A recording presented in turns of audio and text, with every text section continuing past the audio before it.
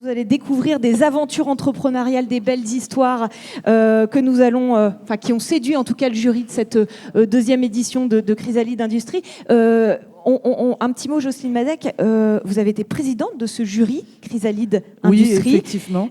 En quoi il s'inscrit, ces trophées, dans le Bresfab, dans la Bresfab? Comme je disais tout à l'heure et comme vous avez entendu toutes les personnes qui sont intervenues sur la table ronde, l'industrie, ce n'est pas l'industrie du passé. Donc aujourd'hui, tout le monde parle de transformation, d'intelligence artificielle, d'innovation, etc. Oui, dans l'industrie, c'est possible. On fait de l'innovation tous les jours d'ailleurs. Même de l'innovation d'organisation, de l'innovation dans la finance pour arriver à tenir nos coûts et être effectivement encore là, compétitif et croître. Donc voilà, c'était très intéressant. Et en plus, on a vu plein d'entreprises, n'est-ce pas Hervé, et le choix était très difficile. Gros challenge. Gros challenge. Martin Merrier, d'un mot, vous avez parlé tout à l'heure des enjeux de l'industrie en Bretagne, mais sur ce dispositif Chrysalide Industrie, est-ce qu'il correspond bien à l'état d'esprit de Bresfab? Oui, et puis du coup, je vais faire court parce que sinon je vais être redondant avec mon propos d'avant. La Bresfab, c'est de l'accompagnement individuel, des solutions concrètes apportées, des diagnostics apportés aux entrepreneurs, aux industriels de notre territoire, mais c'est aussi à la faveur du coup d'initiatives telles que les prix Chrysalide Industrie, la démonstration, la mise en avant, la mise en exergue de tout ce chemin, ces bouleversements, ces coups d'avance aussi qu'il y a en Bretagne, et ces entrepreneurs, mettre un moment, ces entrepreneurs, ces industriels bretons, celles et ceux qui en sont maintenant, il y en aura 2 du coup, il y en a combien? 5. On aura 5 nouveaux porte-étendards pour l'édition 2019 de ces coups d'avance que peut avoir l'industrie en Bretagne. Donc voilà, la Bresfab, c'est aussi ces moments sympathiques où on peut mettre en avant quelques entrepreneurs bretons. On vous remercie tous les deux, on vous retrouve tout à l'heure pour la remise de prix. Je vous invite à regagner la salle. Hervé Daniel, un mot sur ce dispositif. On est à la 2e édition de Chrysalide Industrie. Toujours des catégories, des partenariats et 5 lauréats. On va brosser ça rapidement. Bon, c'est un des 4 piliers de Bresfab. Donc, on connaît les défis industrie sur mesure. Mais aujourd'hui, l'open de l'industrie, c'est développer vos services. Le CDIB, c'est anticiper les mutations. Et bien, Chrysalide Industrie, c'est se faire challenger sur vos projets innovants. Et donc, 20 entrepreneurs ont relevé le challenge. L'année dernière, c'était 17. J'espère que l'année prochaine, il y en aura 25 ou 30. On les a vraiment challengés au niveau individuel. Et puis, on les a challengés, je dirais, sur des enjeux stratégiques. Est-ce qu'ils ont des enjeux de diversification? Est-ce qu'il n'y a pas des enjeux de passer d'une économie, je dirais, d'un business model de vente de biens d'équipement à vente de services? Comment on peut développer des coopérations pour gagner ensemble? Faut-il jouer les nouvelles technologies et se développer à l'international? Donc là, vous avez les chiffres clés. Moi, quand je les ai vus, je me suis dit, j'ai demandé à ce qu'on le vérifie. Parce que vous voyez quand même que 20 entreprises, je dirais, un chiffre d'affaires consolidé de 71 millions d'euros, excusez du peu, mais en 2022, plus de 230 millions d'euros. Alors, ça sera peut-être en 2023 au lieu d'en 2022, mais je peux dire qu'il y a vraiment de l'ambition. Et pour arriver à ces choses-là, parce qu'on les a challengés, c'est pas, ça n'a pas été tiré au 4-21, cette affaire, ça veut dire qu'il y a des trésors, je dirais, de réflexion, d'innovation dans les business models, dans la façon d'approcher les services, dans la technologie, tout ce qu'on a dit avant. Donc, c'est super. Autant vous dire, Justine le disait, mais ça a été dur. Voilà. Mais j'avais demandé aux membres du jury 2 jours, parce que se faire challenger, c'est autrement. Nous, on peut les challenger pour clarifier les propos, donner des chances, mais c'est se faire challenger par des jurys, je dirais, avec des dirigeants d'entreprises confirmés et nos partenaires. On reviendra dessus. Les partenaires, on les voit, tous ceux qui sont dans Bresfab, je dirais. Mais je dirais, on a aussi des partenaires spécifiques sur le sujet. Comment donc l'ASSI des Vilaines, un EPCI, du Val-d'Ille-d'Aubigné, Engie, et puis aussi 2 partenaires bancaires, BPGO et Crédit Mutuel de Bretagne, parce que je pense que c'est une façon aussi de construire un écosystème en faisant progresser, je dirais, la compréhension de ce que c'est l'industrie du futur. Trop souvent aujourd'hui, un robot détruit l'emploi. Non, il faut dépasser ça. et c'est bien par l'analyse et le challenging de ces dossiers, je dirais qu'on avance collectivement. Alors, vous avez les 20 candidats, je les présenterai un petit peu plus en détail par catégorie. Et donc, nous avons fait cette année 5 catégories. Donc, il y a une catégorie, alors dans l'ordre, hein, ça va être développement, diversification, international, coopération et services. Et c'est déjà bien. Yes. Donc, on va attaquer avec la première catégorie. Première catégorie, celle du développement. Pour remettre ce prix, c'est Sébastien Ramos, le délégué régional d'Engie, qui va venir nous rejoindre. Sébastien, voilà, vous êtes là, c'est superbe. Je vous laisse attraper un petit micro sur la table, et puis on va vous donner l'enveloppe qui contient le nom du lauréat. Mais avant ça, Hervé, venez avec moi, Sébastien, parce que là, le plateau est grand, mais on va rester par là. Voilà, vous attrapez l'enveloppe, mais avant ça, Hervé va nous dire un mot justement des 4 nommés dans cette catégorie. Alors, donc l'entreprise Safar qui fabrique des housses de véhicules internes, externes, je dirais housses de révélation, mais pas seulement pour des voitures, pour des motos, mais aussi des aménagements dans des camions. C'est une entreprise qui a une très forte croissance. Celle signale, donc c'est des fameux panneaux routiers, hein, soit pour signaler les travaux, mais c'est aussi les panneaux directionnels. Je dirais là, on est sur des trajectoires où c'est un horizon de 3-4 ans, c'est multiplié par 2 le chiffre d'affaires. Caluen, je dirais, qui est un peu dans la menuiserie et l'aménagement haut de gamme, je dirais, où eux, ils jouent aussi sur les technologies. Et puis Eco-Pincement, on voit de plus en plus d'initiatives pour industrialiser le secteur du bâtiment en transférant, je dirais, les savoir-faire type lean manufacturing de l'industrie dans cette approche. Merci Hervé. Sébastien, je vous tiens votre micro pendant que vous décachetez l'enveloppe, si vous voulez. Et comme ça... Ah oui, c'est... Attention, hein. Et vous allez nous donc dévoiler le nom du lauréat de cette catégorie. Le lauréat est Eco-Pincement. Super, félicitations. Et je vais demander à Philippe Rouet et Édouard Lefébure de venir nous rejoindre. S'il vous plaît, Sébastien, vous restez bien sûr avec nous, puisque c'est vous qui allez remettre de manière tout à fait officielle les trophées qui sont ici. Messieurs, bonjour. Bienvenue, félicitations. Alors, je vais récapituler, Hervé en a déjà dit un mot, mais alors, Eco-Pincement, vous avez donc développé un concept de maison ossature bois, haute performance énergétique et fabriquée par des modules 3D à un coût abordable, car votre originalité, c'est de fabriquer hors site, c'est-à-dire en atelier. Vous êtes d'ailleurs sur l'ancien site Chafoto et Maurice Saint-Brieuc. De quel constat est née cette idée de fabriquer dans l'atelier ? Alors nous sommes, comme vous l'avez rappelé, issus du bâtiment, une industrie très conservatrice, c'est le moins qu'on puisse dire. Et on a repris cette entreprise avec Édouard il y a une dizaine d'années. Et on a fait assez rapidement le constat que le chantier, c'est le désordre. J'aurais pu employer un mot un peu plus fleuri qui commence par bord et qui finit par del. Mais le désordre, effectivement, comment faire ? C'était un peu l'équation qu'on a cherché à résoudre. Comment faire pour aller le moins possible sur les chantiers ?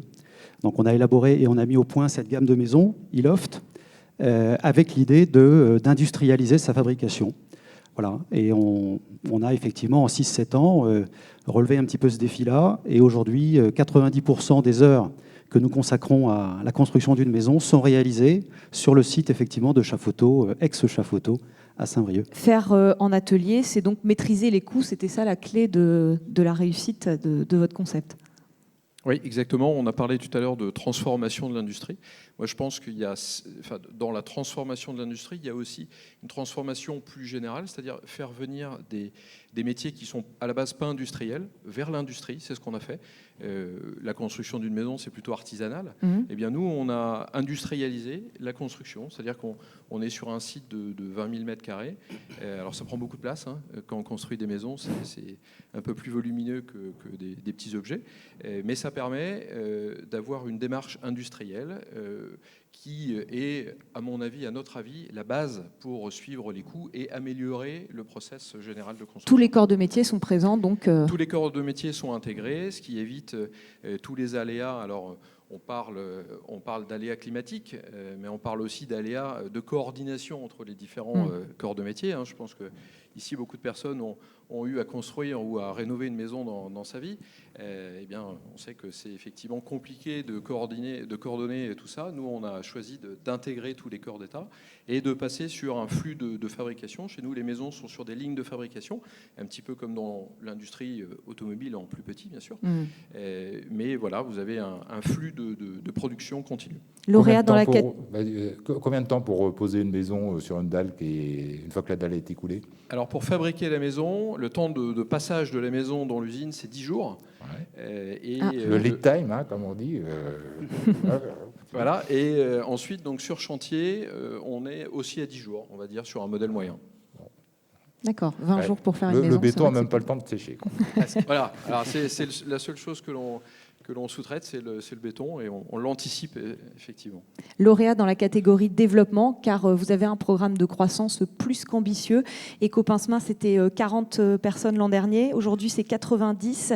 En 2022 un peu plus de 100 vont nous rejoindre dans les 12 mois qui viennent. Donc on sera autour de 200 personnes à la fin de l'année prochaine, probablement. Ah oui, ce qui est pas mal. Une prévision de chiffre d'affaires de 100 000 € en 2022.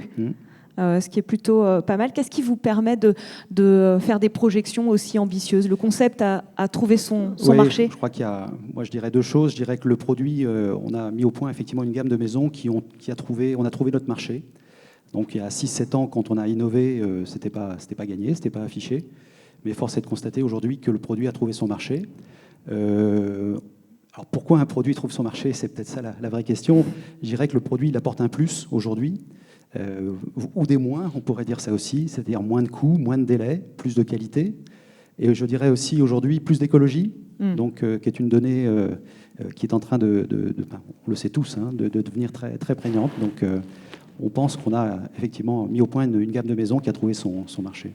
Et je dirais un deuxième élément, c'est aussi la chance. Faut pas, j'ose le dire. Être au bon moment, au bon endroit. Sortir le bon produit au bon moment.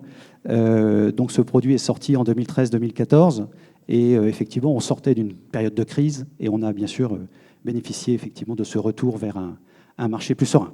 Merci beaucoup. Je pense qu'il y a un troisième élément qu'il faut signaler, c'est que c'est aussi vous avez mis en place, je dirais, un simulateur pour les clients. Oui, il y a plein de choses à dire. C'est intégrer le numérique, je dirais, aussi dans l'approche client, c'est du lean management jusqu'au bout. Et donc, en gros, vos commerciaux, vous signez un contrat en un rendez-vous grâce à ce simulateur. Ouais. Donc les clients, disons, à leur domicile, les prospects configurent leur maison en ligne et choisissent leurs options sur la base de 9 modèles que nous avons, si bien que les commerciaux qui sont sollicités ensuite signent les ventes en 1 ou 2 rendez-vous, ce qui est quand même assez disruptif dans l'industrie du bâtiment. Merci beaucoup, messieurs. Sébastien Ramos, juste un mot de ce que vous inspire avant que vous remettiez leur trophée à l'entreprise Eco-Pincement. Juste un mot, en fait, on est sur l'âme de fond, nous on dit la transition zéro carbone. Donc je ne crois pas que c'est un coup de chance, je crois que c'est visionnaire. Donc ce qui est toujours intéressant, c'est de voir des métiers historiques évoluer et répondre à une attente des clients. Donc la transition zéro carbone, c'est une lame de fond qui va tous nous choucher. Et deuxième point, vous répondez à une seconde problématique en termes de transition zéro carbone, c'est que vous faites ça sur site, donc moins de déplacements, moins de consommation de carburant. Et pour ça, je pense que c'est un point aussi très positif. Et l'autre point, vous répondez à une dernière attente, c'est que les gens, quand ils viennent chez vous, ils vont pas obligés de faire 200-300 km et peut-être vous êtes plus attractif. Donc en gros, c'est transition zéro carbone et intelligence collective. Voilà ce que je retiens de votre entreprise. Et félicitations. Merci beaucoup. Sébastien Ramos, vous allez pouvoir remettre le trophée à nos lauréats sous les applaudissements de notre public. Et ça donnera lieu aussi à une petite photo. Voilà, Eco-Pincement lauréat dans la catégorie développement. Merci beaucoup à tous les trois. Je pense que la photo n'était pas faite. Attention, sourire.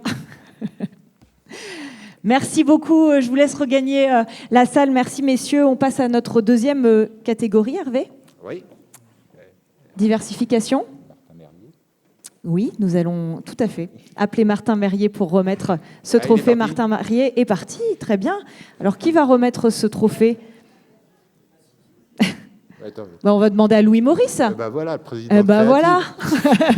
C'est Louis Maurice qui va remplacer Martin Merrier brillamment et au pied levé. Merci beaucoup. On va vous donner l'enveloppe, Louis Maurice, sur laquelle vous allez... Ah non, celle-là, elle est déjà ouverte. On sait déjà le nom de l'entreprise lauréate. Alors, catégorie diversification. Diversification, c'est un vrai enjeu pour les entreprises quand on est confronté à des secteurs d'activité où parfois il manque de croissance. Donc, Promocab, c'est une entreprise dans les Côtes-d'Armor, donc spécialisée dans la fabrication de coffrets et de câblages techniques pour les marchés traditionnels pour eux, le ferroviaire, je dirais l'aéronautique, etc. Et donc, ils s'ouvrent sur de nouveaux marchés. Remorque Chevance, je dirais, là, on parlait d'agri-agro, des remorques agricoles, et je dirais avec des outils industriels dimensionnants et qui s'ouvrent à de nouveaux secteurs d'activité, qui offrent, je dirais, son savoir-faire à de nouveaux marchés. Euromarque, donc, qui était aussi, je dirais, dans le machinisme agricole, dessilleuse, dépailleuse. Et là, vous voyez, c'est une ligne de broyage de paille pour la méthanisation. On joue les énergies nouvelles. Et puis MD Plast, donc c'est un plasturgiste qui a développé des lignes de produits propres autour des métiers de la mer. Je dirais les ostréiculteurs qui font de la vente à emporter de façon avec des produits. Enfin, vous voyez, un plateau à huîtres réutilisable, de façon à ce que, je dirais, ça ne pollue pas nos littoraux. Excusez-moi. Donc, catégorie de diversification. Vous allez pouvoir, Louis Maurice, ouvrir l'enveloppe qui contient le nom de notre lauréat dans cette catégorie. Voilà. On ne va pas vous induire en erreur. On va poser celle-là ici. Voilà. Et on vous laisse annoncer. Alors, le lauréat est Remorque Chevance. Voilà. Superbe. Remorque Chevance. Et c'est Bruno Chevance qui va nous rejoindre. Est-ce que Bruno Chevance est par là? Ah, il est tout en haut de la salle. Alors, il va falloir le réapplaudir pour l'encourager à descendre toutes ces marches. Alors, le temps que Bruno descende, je vais faire un petit historique de l'entreprise, puisque c'est une entreprise familiale basée à Grasse qui, depuis 1965, conçoit, fabrique, commercialise des remorques donc pour l'agriculture. Vous l'aviez dit, Hervé. Bruno, vous avez repris le flambeau de votre père. C'était dans les années 2000. Vous avez fait toute une série d'investissements depuis 2014, dont l'achat d'une plieuse de grande longueur qui va vous ouvrir des portes. Et c'est aussi la rencontre avec Créative qui va finalement vous donner cette idée de la diversification. Est-ce que vous pouvez nous expliquer quelle a été votre démarche à ce moment-là? Alors déjà, bonjour à tous.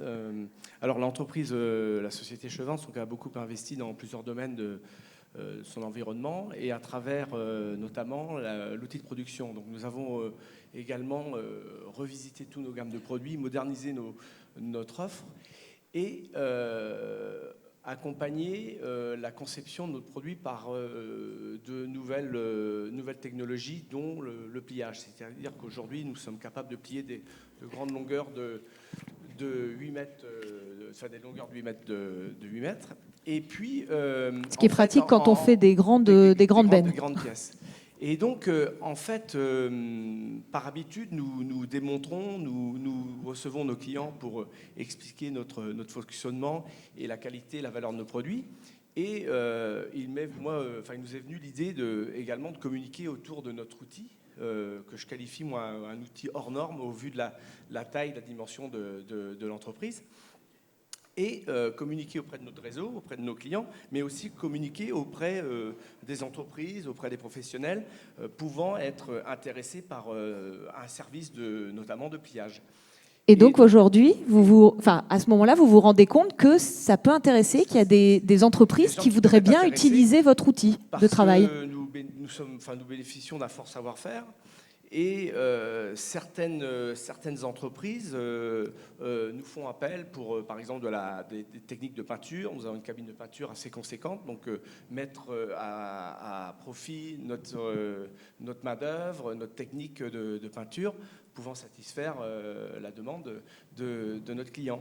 Et également à travers, moi je participe, je suis membre, je suis adhérent de Créative, je participe à plusieurs plateformes et le hasard me fait au lieu à certains moments de la journée ou des remises de trophées. Vous rencontrez... Je rencontre une personne qui a une problématique de qualité, de délai sur un produit qui est fabriqué à l'étranger et nous amène une rencontre pour développer, pour mettre en contact notre bureau d'études et nos services pour développer et améliorer ce produit qu'on produit. Donc vous avez aidé à rapatrier une production qui était à l'étranger, ça fait écho un peu à ce que disait tout à l'heure Jocelyne Madec, à rapatrier une production dans vos locaux à Grasse en fait, grâce à votre outil de travail, puisque vous mettez, vous mettez à disposition le matériel et la main-d'œuvre. Hervé. Ouais, et puis c'est pas seulement mettre en place un atelier industriel, c'est aussi une capacité de reconception. On a interrogé le dirigeant qui a bénéficié, hein, donc. Et en fait, globalement, c'était une production qui était au Portugal, qui est revenue. Et grâce à l'effort de reconception des produits en optimisant au mieux, et ben finalement, c'est pas plus cher. Vous êtes une entreprise qui a de l'expérience, qui a de l'expérience, qui a de l'expertise. Votre cœur de métier, ça reste la fabrication de ces remorques. Mais aujourd'hui, comment vous voyez la diversification, Bruno, comme une opportunité ? C'est surtout, avant tout, une opportunité parce qu'en fait, changer de métier, c'est-à-dire que nous avons l'habitude de vendre un produit fini. Et s'orienter vers une vente de services, ça se met pas en place comme ça rapidement. Donc, pour l'instant, donc, ce sont de réelles opportunités qui sont source d'avenir pour notre activité, parce qu'en fait, les produits développés, on y consacre quand même beaucoup de temps. Et donc, il y a un réel enjeu, sur le produit dont on parlait là, un réel enjeu de volume. Par contre, on n'oublie pas non plus notre métier historique, parce qu'en fait c'est celui qui nous prend quand même beaucoup de temps et c'est celui pour lequel on a surtout l'expertise aujourd'hui. Et la diversification, c'est aussi des rencontres et des bonnes alchimies entre des personnes et des projets. Donc j'ai une véritable expérience et un succès affiché par ces rencontres et ces plateformes qu'en fait je pense que l'entreprise, l'entrepreneur, c'est des sujets qui ont été évoqués tout à l'heure, mais l'entrepreneur se doit de communiquer et d'être présent parmi ses confrères. Merci beaucoup. Faut sortir de l'humilité bretonne. Hein, nous, on est quand même sollicité, quand on va au niveau national, où le savoir-faire industriel breton, il intéresse quand même.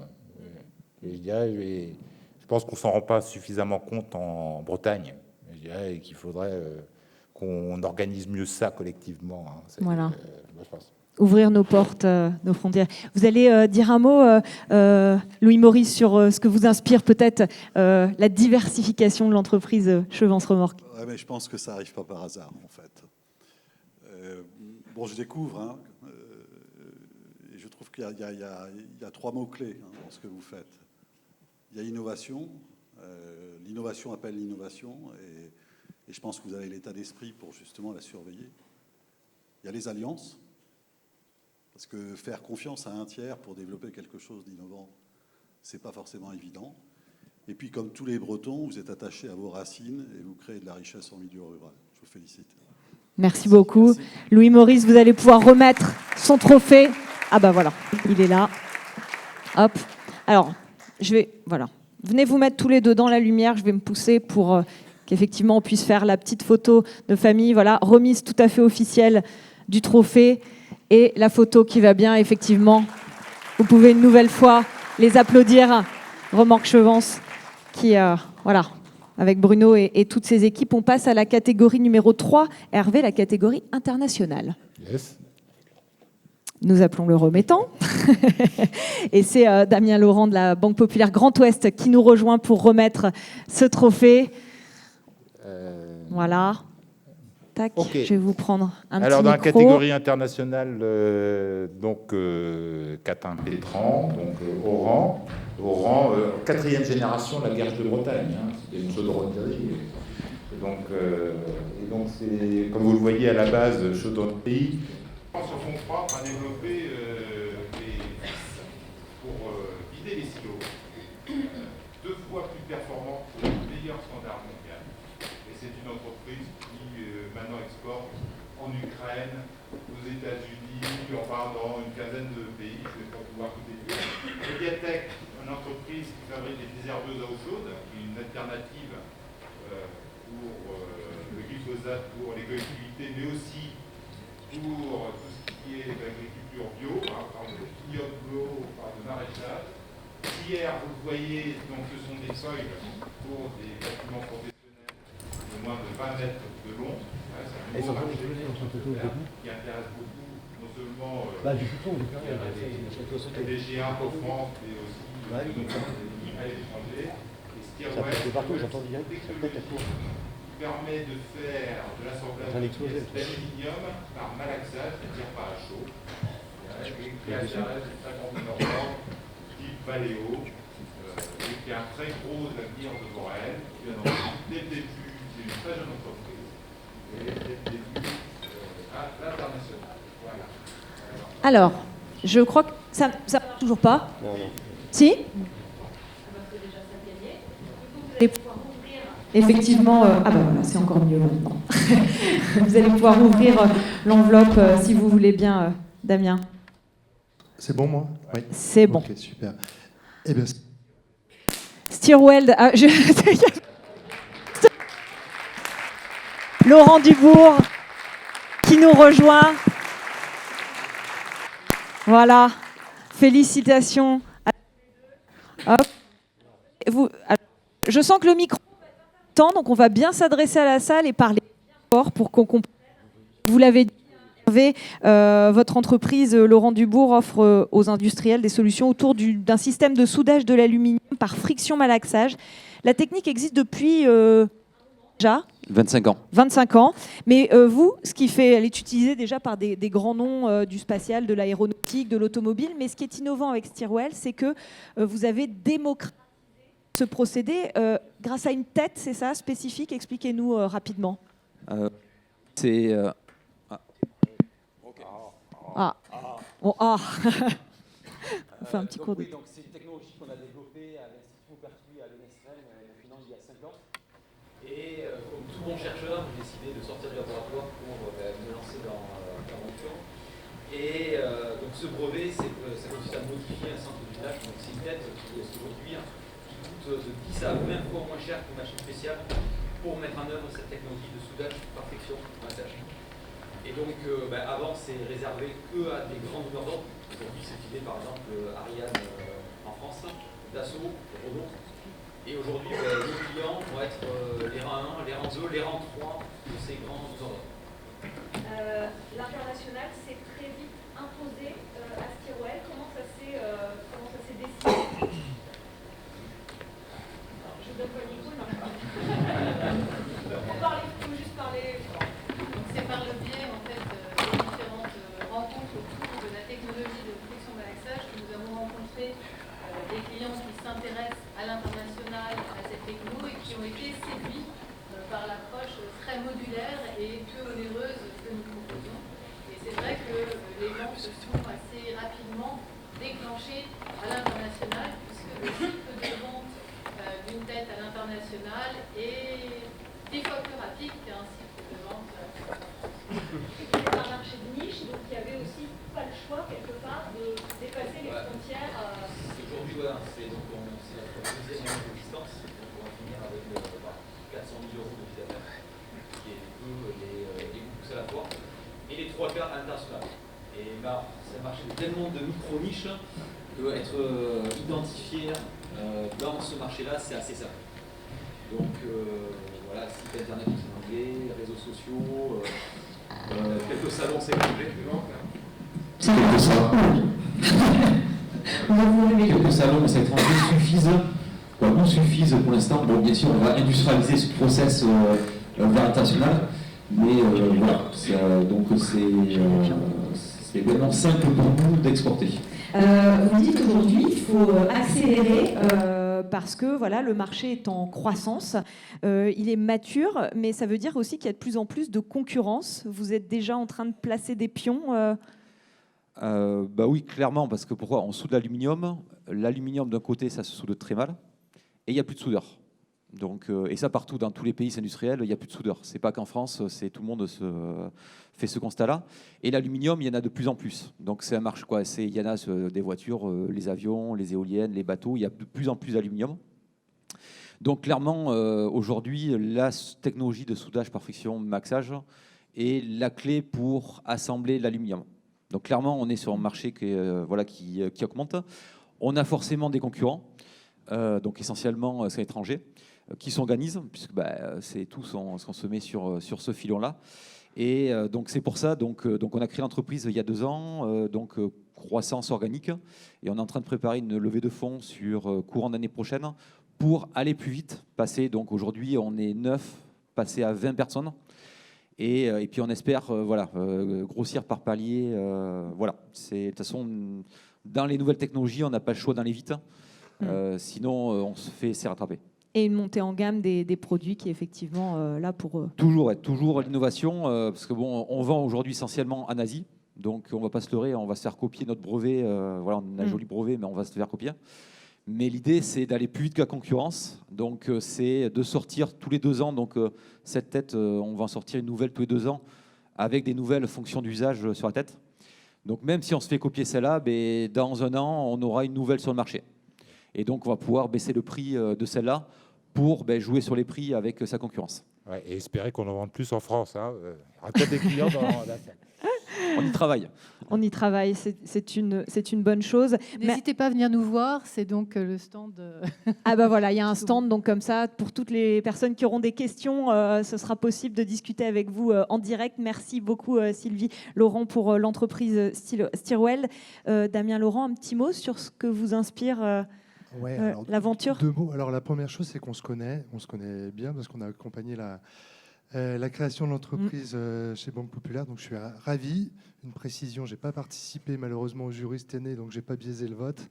Non, je suis ravi parce que quand on voit Laurent la première fois, alors moi il me parlait d'un truc, j'y connaissais absolument rien, je trouvais ça extraordinaire, mais il dégage un niveau d'expertise dans son domaine qui est déjà très rassurant, très impressionnant, et puis c'est surtout la clairvoyance, la trajectoire de développement qu'il est capable de formuler dès le démarrage en disant on a une première tête là, on va commencer comme ci, et demain on déclinera comme ça, etc. etc. Donc voilà, une belle vision dans la trajectoire de développement, et puis tout de suite à l'international.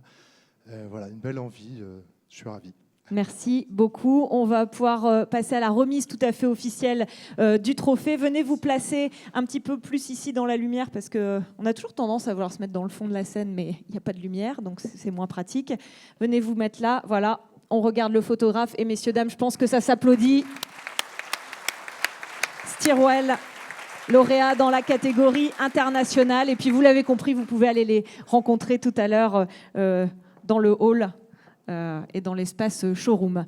On passe à la 4e catégorie. J'allais mettre la charrue avant les bœufs. Non. Catégorie service. Et c'est Jérôme Tessier du Crédit Mutuel de Bretagne qui va venir nous dévoiler le nom de l'entreprise lauréate de cette catégorie service. Et je vais lui donner, voilà, pendant qu'Hervé, vous pouvez nous dire un petit peu les nommer. 4 candidats. SAICI, c'est le rétrofit des bateaux de plaisance. La coque est bonne, mais c'est souvent l'intérieur.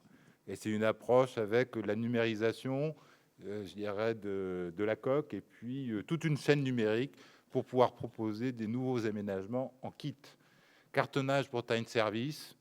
Le carton, je dirais, se développe. Il prend des parts de marché sur le plastique, mais c'est un produit de protection, c'est un produit de valorisation. Et avec le développement, je dirais, des ventes par Internet, mais il y a un véritable enjeu de protection, je dirais, des produits pour qu'ils n'arrivent pas cassés chez les clients. Émeraude Moteur System.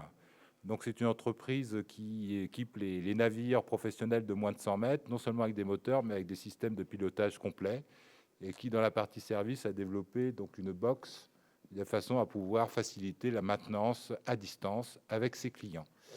Et puis, Rahuel Bois, donc c'est une scierie spécialisée, entre autres, dans le châtaignier, avec des produits de très haut de gamme, mais qui propose maintenant des déclinaisons pour faciliter la vie, je dirais, des poseurs, de façon à ce que ça aille plus vite, et réfléchit sur des concepts non seulement d'entretien dans le temps et de service vis-à-vis des clients. Voilà nos 4 candidats. Et donc, nous allons pouvoir décacheter l'enveloppe qui contient le nom du lauréat. Donc, le gagnant est Emeraude Motor System. Emeraude Motor System. Alexandre Quaternic qui va venir nous rejoindre. S'il vous plaît, vous l'avez dit, Hervé, Emeraude Motor System, leader français de l'intégration de groupes de puissance pour la construction navale de 32 à 850 kW, si j'ai bien lu mes fiches. Vous avez donc décidé... Un des leaders.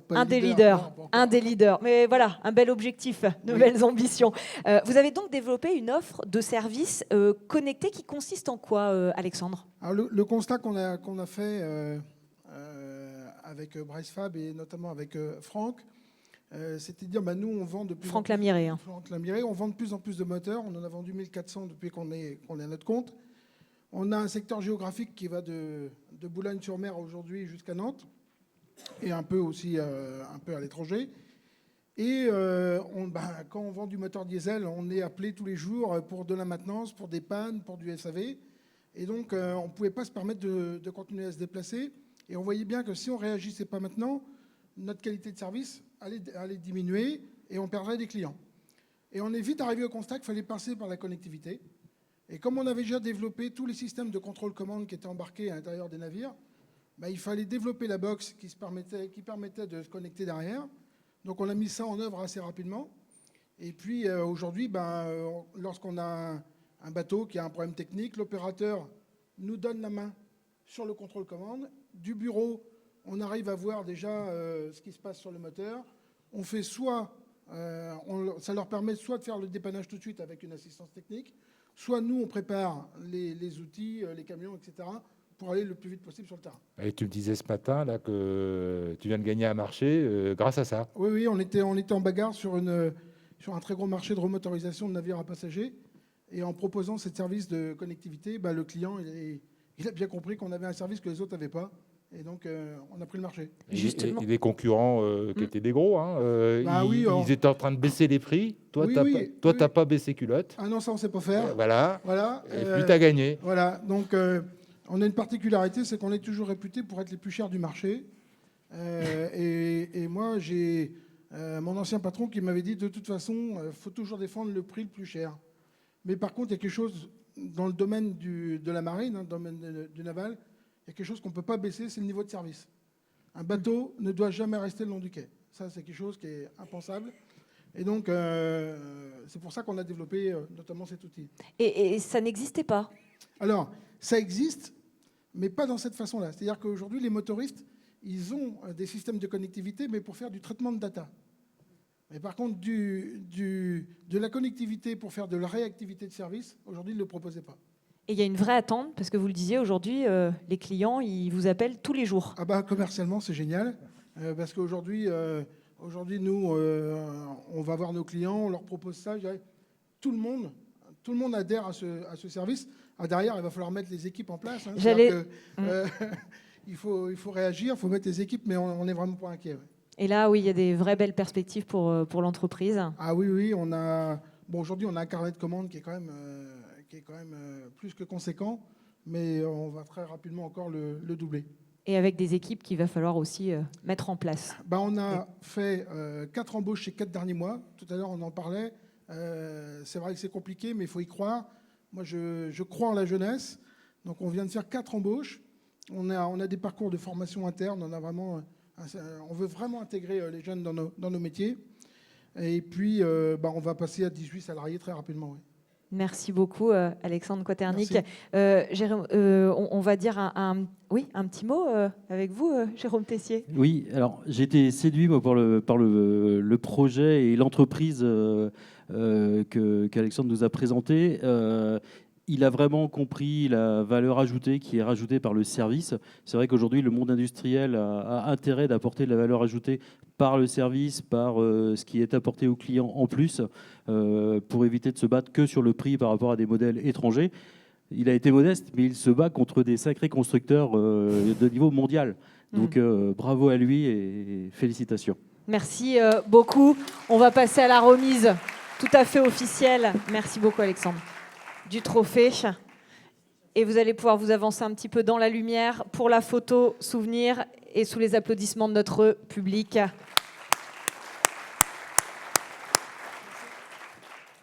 Merci beaucoup.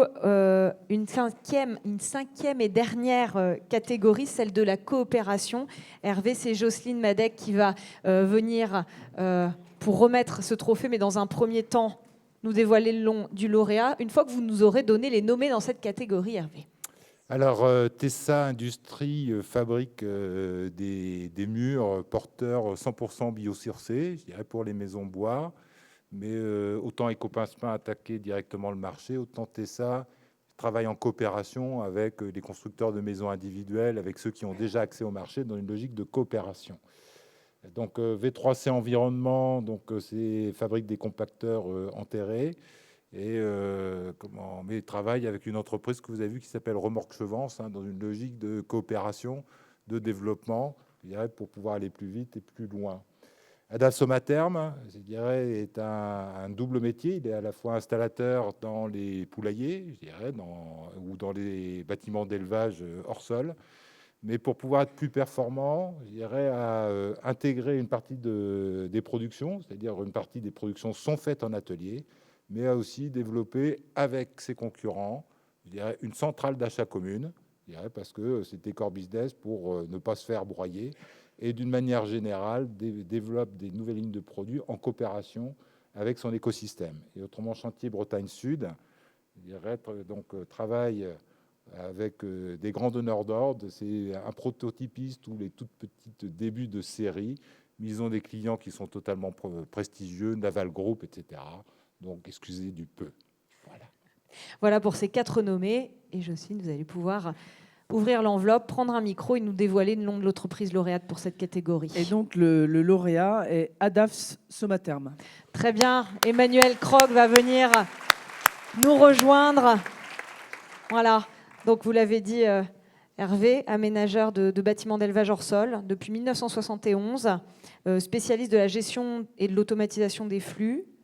Ils interviennent à la fois sur le montage, la mise en route et la maintenance préventive et curative des systèmes.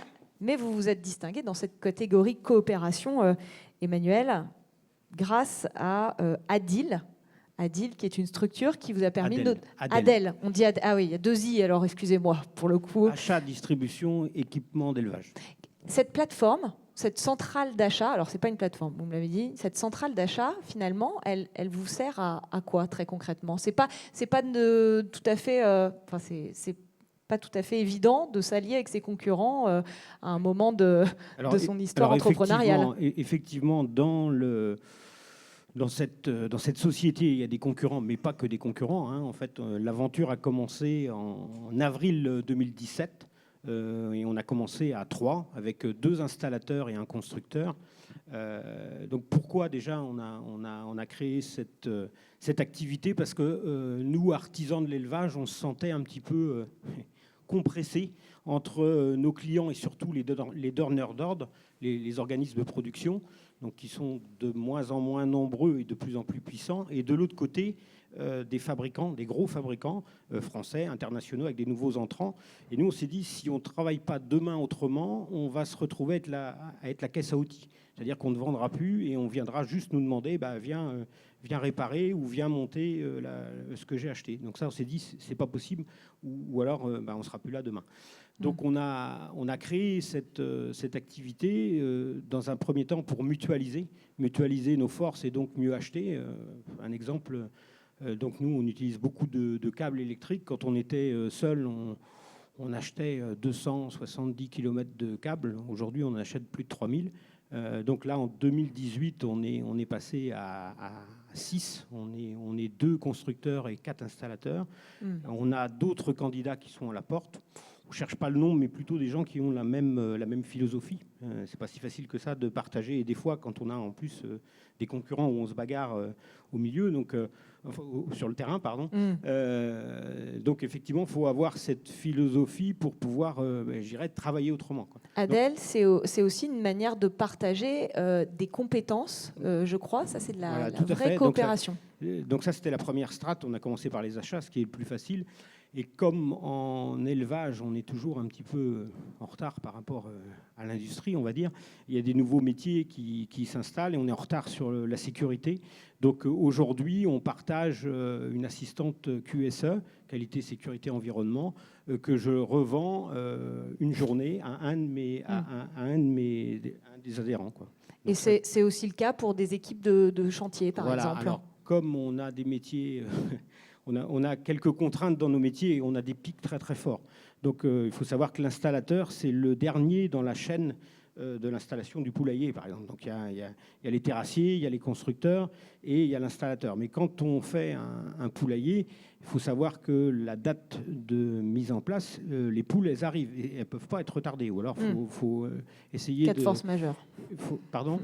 Sauf cas de force majeure, mais sinon c'est... C'est impossible. Le planning, il est fait et les poules, elles arrivent le même jour. Donc, on a beau essayer de... J'ai essayé avec mes salariés de voir ceux qui avaient des jardins pour pouvoir récupérer. Mais quand vous avez 25 000 poules à caser, c'est pas possible. C'est sûr que ça fait beaucoup de jardins. Donc, effectivement, on a des pics très forts et parfois, on se retrouve à 14 équipes et ça suffit pas. Ou on a des glissements de chantier et là, on se retrouve. Donc, la semaine dernière, j'avais 2 équipes qui travaillaient donc pour un autre adhérent.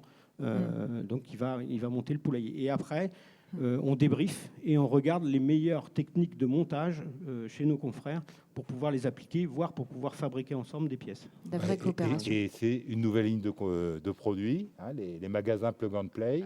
C'est j'allais- l'alliance entre les constructeurs, le savoir-faire de l'intégrateur, et tout ça réalisé en atelier. Voilà, tout à fait. Donc, on a commencé parce qu'on est bien chahuté dans le monde de l'élevage et je peux vous assurer que les marges sont extrêmement réduites. Donc, on est toujours à la recherche de nouveaux procédés. Donc, auparavant, on réalisait complètement l'installation sur place. On a commencé depuis l'année dernière à fabriquer ce qu'on appelle des skids, des panneaux électriques, des panneaux de tableau d'eau que l'on vient adjoindre. Et là, on a été plus loin, effectivement par le biais d'Adèle, où on a et des constructeurs et des installateurs.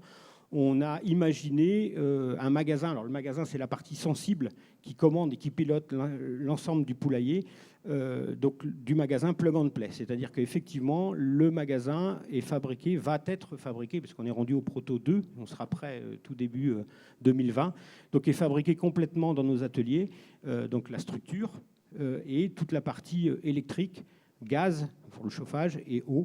Et donc, on vient juste faire la jonction, donc l'étanchéité et le raccord.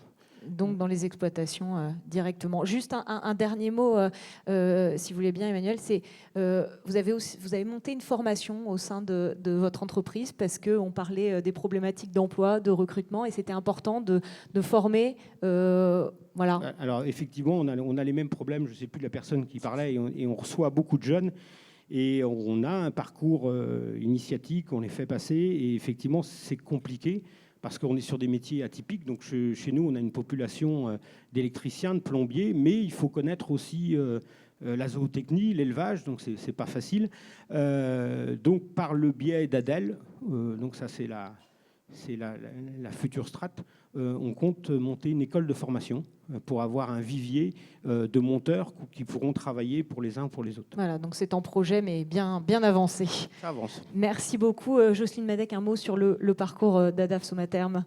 Je pense qu'en fait, ce parcours illustre un peu toutes les discussions depuis ce matin. En fait, l'industrie se réinvente, elle se transforme, elle innove. Et on voit bien aujourd'hui, avec tous les parcours de chacun des candidats et de chacun des lauréats, qu'effectivement, il y a encore beaucoup d'avenir devant elle. Et c'est ça qui est satisfaisant et qui est réjouissant. Voilà. Merci beaucoup, Jocelyne. On va passer à la remise tout à fait officielle des trophées. Voilà, on va vous laisser vous avancer. Et voilà, on peut les applaudir.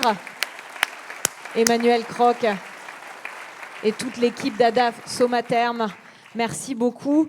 Ça y est, On a découvert toutes nos entreprises lauréates. Ouais.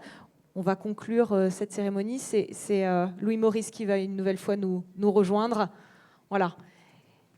Et Louis, on va faire concis mais précis. Ce que vous a inspiré peut-être, voilà, les parcours de nos lauréats du jour et cette matinée peut-être de manière plus générale. Je vais essayer d'être très court. Il y a une chose qu'il faut qu'on se rappelle tout à chacun, c'est qu'on passe plus de la moitié de sa vie consciente à travailler. Donc si on n'est pas bien pendant cette moitié de vie consciente, on ne sera pas bien globalement. Et donc pour travailler convenablement, il faut que ça ait du sens.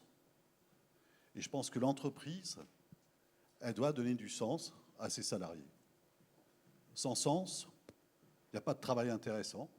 Et ce que vous avez vu aujourd'hui, ça donne du sens. Pourquoi? Parce qu'il y a de l'innovation, il y a de l'organisation, il y a de la diversification, il y a de la responsabilisation.